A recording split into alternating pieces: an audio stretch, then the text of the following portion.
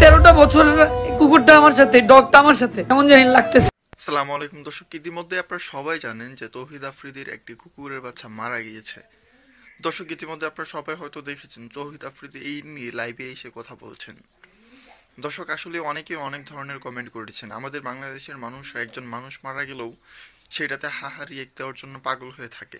So দর্শক, চলুন কথা বলে দেরি না করে আমরা আগে তৌহিদ আফ্রিদির সেই লাইভটা একটু দেখে আসি, তারপর কথা বলবো। লাইভে এলাম আমি যখন ওই সময়গুলো যাচ্ছিল, লাইকার অবস্থা অনেক খারাপ হয়ে যাচ্ছিল, এক্সট্রিম লেভেলে। মানে অনেকেই লেখছে যে আফ্রিদি ভাই আপনি একটা মানুষ মারা গেলেও এরকম করেন না, আপনি এত মানুষ রাস্তায় শুয়ে আছে তাদের কেন হেল্প করেন না। আসলে তাহলে আপনি আমার ওয়েল উইশার না, বা আপনি আমার ফ্যান না। আপনি যদি একটা ব্যাপার ফ্যানদেরকে জিজ্ঞেস করেন আমার বা আমার আশেপাশের মানুষকেও যদি জিজ্ঞেস করেন, আমি জানি না কত মানুষ কি করে, বাট আমি যথেষ্ট পরিমাণ মানুষদের জন্য করি। আমার যদি 100 টাকা ইনকাম হয়, আমি পারলে 90 টাকায় দিয়ে দিই। তো আমার আসলে এই তুলনাটা দিয়ে না যে আমি মানুষের জন্য কিছু করি না বা না করি। একটা কুকুরের জন্য কেন করছি? একটা কুকুর আমার জন্য অনেক ইম্পর্টেন্ট। এখানে যদি আপনারা গালি দেন, সমালোচনা করেন, এটা আপনাদের ব্যাপার, আপনার সমালোচক আপনারা করতেই পারেন, এটা রাইটস আপনাদের আছে। বাট আমি ওকে শেষ বিজয় একটা 13 বছর একটা যাকে আমি অনেক বেশি ভালোবাসি, ওকে আপনারা যা খুশি তা বলেন বা আমাকে যা খুশি বা আমার ফ্যামিলিকে বলেন, আই ডোন্ট কেয়ার। তো বাসায় এই 13 বছর যাবত একটা আওয়াজ শুনি, প্রতিদিন ঘুম ভাঙায় কিন্তু লাইকাই।